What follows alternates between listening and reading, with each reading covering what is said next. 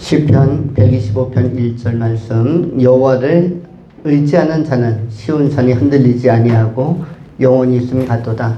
말씀이 짧기 때문에 여러분이 이 말씀을 암송해도 좋습니다. 여호와를 의지하는 자는 쉬운 산이 흔들리지 아니하고 영원히 있음 같도다.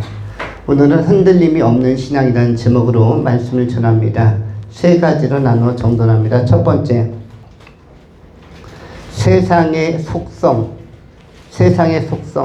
세상의 속성은 무엇인가? 세상은 어떤 특징을 갖고 있는가?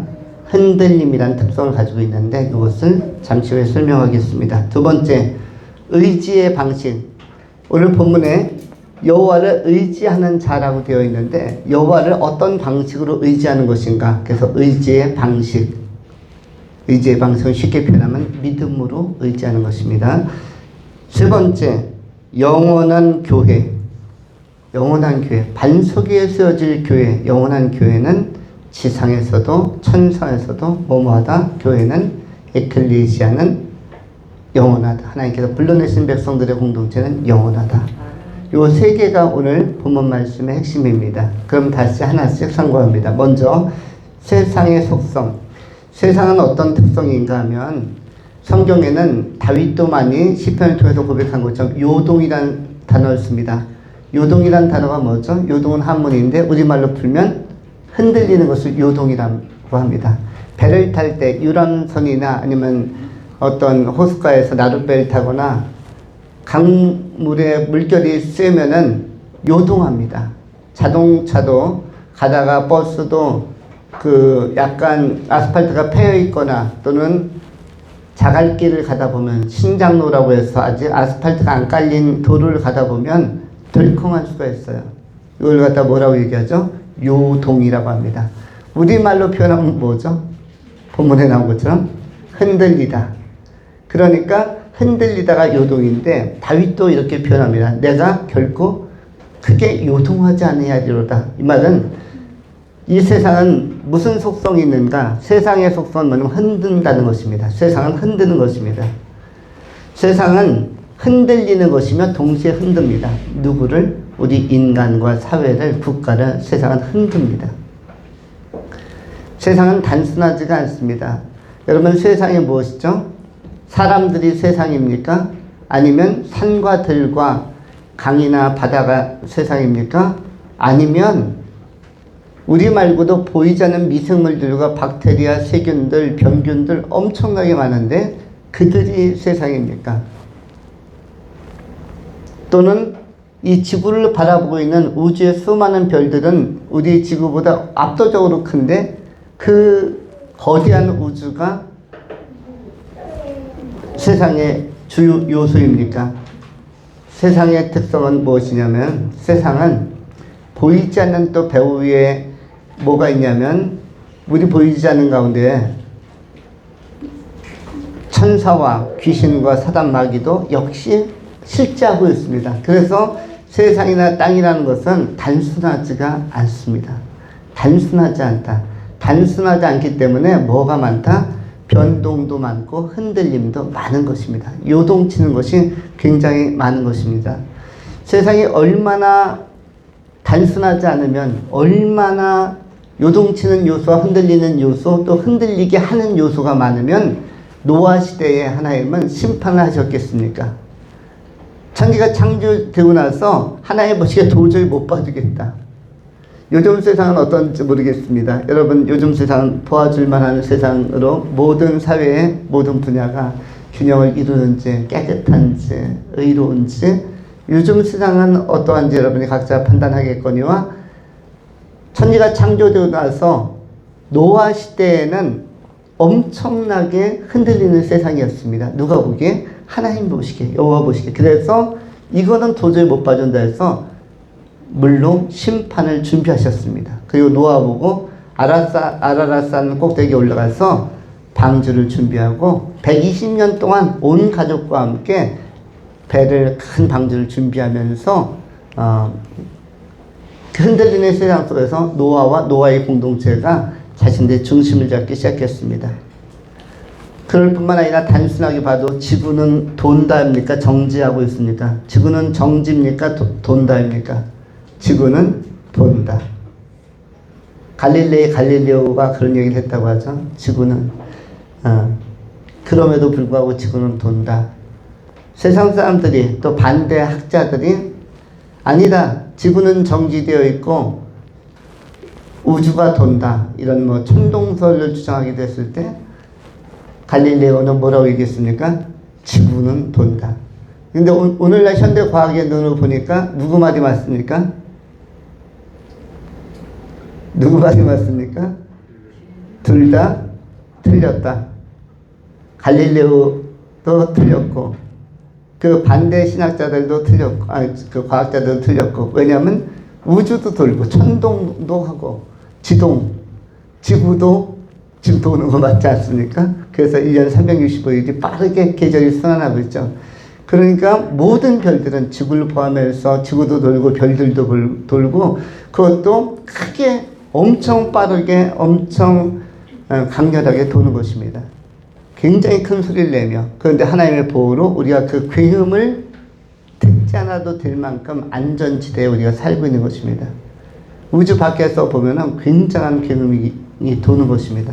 원래 모든 물체는 빠르게 가면 소리가 나는 것이에요. 야구공만 던져도 그 시속 150km, 160km 넘어가면 쉑쉑 소리가 나는데 총알도 마찬가지로 팡 하면 숑 하고 핑 이런 소리가 나죠. 여러분 영화 볼 땐 총알 가지고 막 교전할 때 총소리 안 납니까? 총소리 나죠. 총소리는 이미 음향 효과를 일부러 내려고 하는 게 아니라 그 속도 때문에 그 물체가 날아가면서 소리를 내는 것입니다. 바람을 뚫고 가면서. 이와 같이 세상은 도는 요소가 많습니다. 그것만 도는 게 아니죠. 강물도 돌고 바다의 조류도 뭐 대서양, 인도양, 태평양 지중해 나누어졌다고 해서 고정되어 있는 게 아니죠. 물은 계속 도는 것입니다. 조류도 도는 것이고 공기도 어떻게 되어 있습니까? 순환하는 것입니다. 공기도 계속 도는 것입니다. 세균도 그래서 그 바이러스라든지 어떤 세균들 있으면은 우한 바이러스나 이런 것들도 코로나도 전 세계를 막 돌면서 흔드는 것입니다. 중요한 것은 다윗 시대에도 오늘 시편 125편에 나오는 다윗 시대에도 역시 흔들리는 시대였습니다. 그런데 다윗이 하필이면 왜 흔들리지 아니하고라고 결단하고 있습니까? 흔들리지 아니하고라는 것은 다윗 시대에 지금으로부터 3000년 전에도 다윗의 신앙을 흔들 만한 다윗의 삶을 흔들 만한 요소가 많이 있었다는 것입니다. 3000년 후인 현재 2026년 현재도 물론 역시 21세기에도 흔드는 요소는 많습니다. 중요한 것은 다윗이 결단한 것처럼 흔들 수 있는 요소가 굉장히 많지만 실제로 너무나 많이 있지만 그러나 나는 흔들리지 않겠다. 무엇이 흔들리지 않겠다는 거죠? 나의 믿음이, 나의 중심이, 하나님을 경외하는 마음이 흔들리지 않겠다. 그래서 다시 정돈하면 흔들리는 세상 속에서 흔들리지 않는 신앙이 중요한 것입니다. 흔들리는 세상, 요동하는 세상에서 요동치 않는 것, 흔들리는 세상 속에서 또 흔드는 세상에서 흔들리지 않는 신앙이 중요한 것, 또는 변동 많은 세상, 지금 변동이 너무나 많고 그리고 변화가 너무나 많은 세상이죠. 언제 무엇이 변하는지 속도를 따라가기가 쉽지 않을 만큼 변동 많은 세상에서 무엇이 중요하다? 변질되지 않는 신앙이 중요한 것입니다. 변질되지 않는 인성, 변질되지 않는 신앙이 굉장히 중요한 것입니다. 세상은 변동되고 변화되지만 엄청 빠르게 그런 변화와 변동이 오지만 우리는 아무리 빠른 세상의 흐름 속에서도 뭐가 중요하다? 변질되지 않는 것이 좋습니다. 신앙은 일관성과 온전성이 있어야 되고 순전성이 있어야 되고 항상성이 있어야 합니다. 초지일관하게 내가 살아도 주를 위하여 죽어도 주를 위하여 사나 죽으나 오직 예수의 것으로서 예수 믿는 신앙을 가지고 온전히 나아가는 반듯한 믿음의 사람들, 이런 사람들이 세상이 감당할 수 없는 믿음의 사람이라고 할 수 있는 것입니다. 요한 1서 5장에 나오는 것처럼 이러한 사람은 세상에 감당할 수 없는 이다. 세상을 이기는 신앙을 가지고 흔들리는 세상 속에서 흔들리지 않는 믿음, 영성을 가지고 반듯하게 살아가는 아름다운 영혼을 지닌 귀한 성도님들이 되실 수 있기를 축원합니다. 두 번째로 의지의 방식입니다. 오늘 시편 125편 1절에 한 단어가 나오는데 여호와를 뭐뭐하는 자는, 여호와를 뭐뭐하는 자는 시온산이 흔들리지 아니하고 영원한 같이 영원히 일순 같도다. 여호와를 뭐뭐하는 자, 의지하는 자. 의지하다라는 표현이 나오는데, 그렇다면 의지를 어떻게 하는 것입니까? 어떠한 방식으로, 어떠한 방법으로? 의지의 방식과 표현은 어떻게 나타나야 정성입니까? 의지의 방식은 믿음이라는 형태로 나타납니다. 믿음은 헬라어로 피스티스라고 합니다. 피스티스. 믿음, 피스티스. 여기서 나온 영어 단어가 faith라는 단어이죠. faith. 믿음, 이 피스티스라는 것이 우리의 언어로, 우리의 이해 구조로 가져오면 무슨 뜻입니까? 믿는다. 피스티스, faith가 믿음이라는 것이 우리의 단어로, 우리의 개념으로 가져오면 뭘로 표현할 수 있죠? 쉽게 표현하면 믿음은 뭐냐면 관계를 맺는 것입니다. 관계를 맺는데 관계를 뭘로 맺냐면 언어로 맺는 것입니다. 부모님들은 자녀들에게 이해 안 되는 용어를 많이 사용합니다. 누구누구야 이름을 부르면서 엄마가 널 사랑해, 아빠가 널 사랑해, 할아버지가 손주 누구누구야 널 사랑해. 사랑해라는 단어를 많이 사용합니다. 또 남자와 여자가 사귈 때도 어떤 단어를 많이 쓰죠? 사랑이라는 단어를 씁니다. 그런데 별로 사랑하는 것 같지도 않은데 뭐라고 자꾸 이야기를 해요? 사랑해라고 얘기를 하죠. 그런데 이 사랑이라는 단어를 굉장히 상호관계에서, 믿음 형성에서는 굉장히 중요한 용어로 봅니다. 예수님께서도 요한의 아들 시몬아 네가 나를 뭐뭐 하느냐라고 물었습니까? 요한의 아들 시몬아 네가 나를 사랑하느냐. 아가페, 아가파오, 아가페, 이렇게 물었습니다. 그래서 사랑을 물었는데 이 언어를 던지고 언어를 듣는 순간 내가 반응하면은 거기에서 사랑이 실제로 일어납니다. 제가 어제 이 교회를 와서 정리할 것이 있어 잠깐 왔었는데, 중학교 2학년 남녀 아이들이 이 교회 주변을 30분 동안 떠나지 않고 뒤쪽 골목으로 갔다가 앞쪽으로 갔다가 다시 뒤쪽으로 갔다가, 그리고 30분 지나서 해가 조금 기울려고 하니까 한 6시 반 넘어가니까 조금 우리 교회 가운데서 조금은 이렇게 약간 그 코디네이션을 해가지고 조형물처럼 된 데가 살짝 들어갔는데 그쪽에 둘이 나란히 앉았어요. 저는 그의 대화를, 뭔가 이야기를 열심히 하고 있는데 제가 어떻게 봤냐면 요 2층 베란다에서 화분 정리하면서 밑을 보니까 그들이 가장 눈에 안 띈다고 생각했던 것이 저한테는 너무 눈에 잘 띄는 거예요. 그 대화를 저는 듣지는 않았고 또 잘 들리지도 않았습니다. 그런데 눈빛과 언어, 표정을 보니까 분명히 여기에는 뭔가 의사의 표현이 있는데 그 단어는 요약하면, 압축하면 사랑이라는 단어가 오갔을 것이다. 나 너 사랑해, 너 나 사랑해. 이팔청춘이라고도 하죠. 아마 이팔청춘, 사랑이 싹 트는 열정과 또 감성적으로 이렇게 활성화되고 고양되는 그런 시기에 시선이 뜨거워지면은 거기에서 터져나오는 용어가 뭡니까? 단어가 사랑이라는 단어일 겁니다. 그럴 때 신경 꺼 이렇게 나오면은 관계가 형성이 될까요? 안 될까요? 그런데 그렇게 나오지 않고 나도 라고 나오면, 나 너 사랑해 할 때 나도 사랑해, 또는 그렇게 하면은 이 사람들은 관계가 그 다음에 만날 땐 더 약화될까요? 강화될까요? 강화되죠. 그리고 맛있는 음식이라도 같이 나눠 먹고 시원한 아이스크림 2개 사갖고 하나씩 나눠 먹으면 관계는 만날수록 발전하는 것입니다. 그리고 대화도 발전하는 것이죠. 그래서 믿음은 언어로부터 출발하는데 하나님의 언어가 인간에게 전달되는 것입니다. 하나님이 우리를 사랑한다는 그 언어, 그 문장, 그것이 표현될 때 하나님이 세상을 이처럼 사랑하사 독생자를 주셨으니 이는 저를 믿는 자마다 멸망치 않고 영생 얻게 하려 하심이라. 영접하는 자 그 이름을 믿는 자들에게 하나님의 자녀되는 권세를 주셨느니라. 이것을 내가 아멘 하고 받아들이는 순간 뭐가 생기죠? 믿음이 생기는 것입니다. 그럼 하나님과 나 사이에 그 언어의 전달자와 그걸 받아들이는 자 사이에서 반응하는 자 사이에서 믿음이 형성되는 것입니다. 그래서 믿음은 뭐에서 난다고 하죠? 믿음은 들음에서 나며 들음은 그리스도의 말씀으로부터.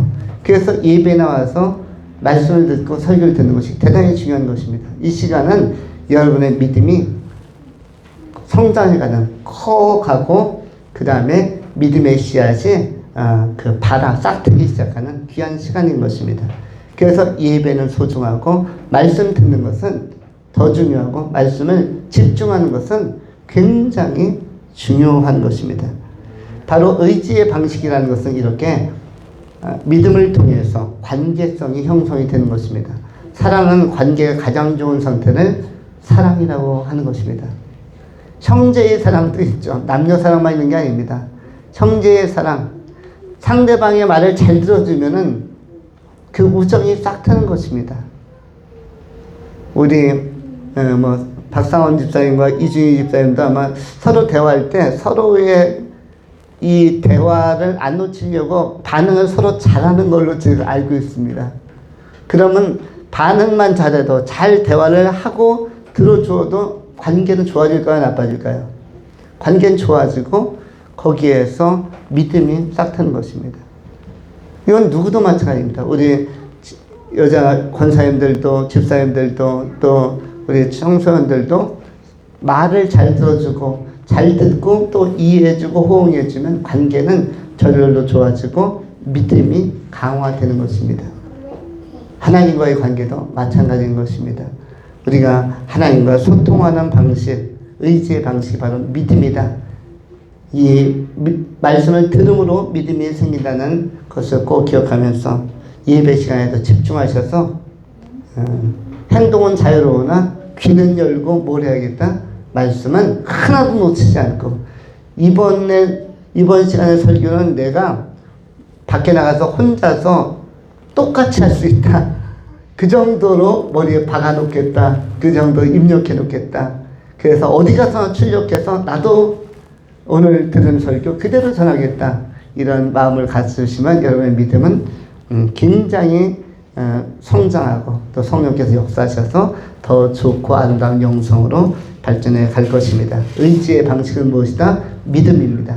남은 중에 믿음으로 하나님을 의지하고 여호와를 의지하면서 흔들림이 없는 견고성을 가지고 정진해 가는 아름다운 삶을 살아가시는 귀한 성도님들이 되실 수 있기를 축원합니다. 세 번째 마지막으로 영원한 교회. 오늘 본문에는 시온산이라는 단어가 나오고 흔들리지 않고 영원히 있다라고 표현하고 있습니다. 여호와를 의지하는 자는, 하나님을 제대로 믿는 자는 시온산이 흔들리지 아니하고 영원히 있음 같도다. 시온산이라는 것은 여기서 무엇을 상징하냐면 하나님의 임재의 처소를 하나님의 영광이 있는 곳, 하나님의 살아계시는 곳, 하나님의 살아계시고 영광 받으시는 곳, 달리 표현하면 그것을 무엇이라고 할 수 있습니까? 교회라고 할 수 있는 것입니다. 또한 마태복음 16장에서 예수님께서도 꼭 하나 세우고 싶은 공동체가 있다고 말씀하셨습니다. 나는 뭘 하나 세우고 싶다. 예수님에게 꿈이 있다, 비전이 있다라고 다른 데는 나오지 않지만 근데 마태복음 16장에는 예수님이 하고 싶은 것이 있다라고 예수님의 의사 표현을 선명하게 명시적으로 이렇게 선언합니다. 마태복음 16장 15절에 먼저 이르시되 너희는 나를 누구라 하느냐? 시몬 베드로가 대답하여 이르시되 주는 그리스도시지요 살아계신 하나님의 아들이시니이다. 예수께서 대답하여 이르시되 바요나 시몬아 내가 복이 있도다. 이를 네게 알게 한 이는 혈육이 아니요 하늘에 계신 내 아버지시니라. 또 내가 네게 이르노니 너는 베드로라. 내가 이 반석 위에 내 교회를 세우리니 음부의 권세가 이기지 못하리라. 내가 천국 열쇠를 네게 주리니 네가 땅에서도 무엇이든지 매면 하늘에서도 매일 것이요 네가 땅에서 무엇이든지 풀면 하늘에서도 풀리리라. 이렇게 말씀하셨습니다. 18절에 또 내가 네게 이르노니 너는 베드로라. 내가 이 반석 위에 내 교회를 세우리니. 누구의 교회를 세운다고 하였습니까? 내 교회는 예수님의 교회입니다. 그래서 이 교회의 주체와 주인은 예수님이에요. 예수님입니다. 이 교회는 삶의 교회도 주체와 주인은 누구다? 예수님이시다. 우리는 우리 주님께서 이 교회의 주체와 주인이 되시기 때문에 주인을 섬기는 그리스도의 종으로서 이 자리에 모인 것입니다. 또한 이 교회의 특성을 세우리니라는 단어는 예수님의 비전이죠. 예수님이 꼭 하고 싶은 미션이기도 하고요. 그리고 이 꿈은 이루어져서 교회가 세워진 것입니다. 그리고 특성 중에 하나가 음부의 권세가 이기지 못하고 반석 위에 세워졌습니다. 반석 위에 세워졌으니까 얼마나 견고하겠습니까? 흔들림이 없는 것입니다. 세상은 흔들려도 교회 나오면 좋은 게 뭡니까? 교회 나오면 일관되고 흔들림이 없는 신앙과 바른 말씀이 있기 때문에 좋은 것입니다. 우리 삶의 교회 공동체는 더욱더 그렇습니다. 세상이 아무리 변해도 아무리 요란하고 소요가 있다 할지라도 교회는 언제나 진리의 말씀 속에서 든든하고 탄탄하게 서갈 것입니다. 음부의 권세, 마귀의 권세가 세상을 흔들어도 교회는 견고한 것입니다. 또한 이 땅을 떠나면 천상에 또한 무엇이 있습니까? 교회가 있어요. 천상에 하나님께서 불러내서 성화시킨 사람들, 성숙하게 해서 천국까지 영광스러운 몸을 입고 올라간 사람들. 세상을 떠나면 여러분 어떤 선택이 되는지 아시죠? 옷은 하나 벗습니다. 여러분이 지상에서 썼던 이 낡은 몸이라는 옷은 잠깐 벗어두고 그 옷 관리하느냐고 여러분 수고 많이 하는 것입니다. 씻기도 하고 화장도 하고 영양크림도 바르고 이게 옷입니다. 얼굴로 표현된 몸으로 표현된 무엇이다? 옷입니다. 여러분 옷 관리는 잘 하십니까? 몸 관리는 잘 하십니까? 그런데 이거는 일정 기간 동안만 빌려 쓰는 것입니다. 이것은 영원히 쓰는 것이 아니라 일정 동안 빌려 쓰는 것입니다.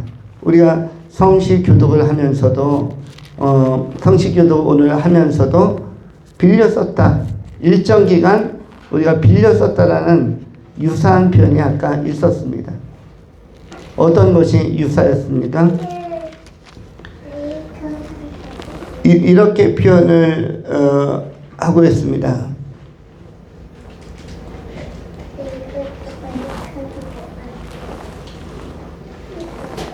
여호와를 의뢰하고 선을 행하라. 땅에 머무는 동안 그의 성실을 먹을 거리로 삼을지어다. 시편 37편의 말씀입니다. 여호와를 의뢰하고 선을 행하라. 뭐하는 동안? 땅에 머무는 동안. 땅에 머무는 시간이 뭐죠? 하나님께로 빌린 시간입니다. 그걸 인생이라고 합니다.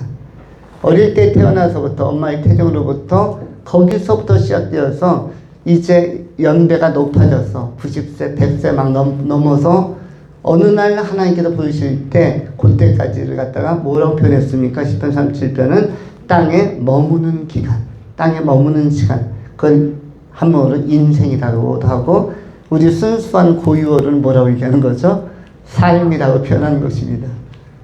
땅에 머무는 동안은 하나님을 섬기는 것을 삶이라고 하고 거기서 경험하는 것을 삶이라고 하고 거기서 체험하는 것을 삶이라고 하고 그 공동체를 삶의 교회라고 부르기도 하는 것입니다.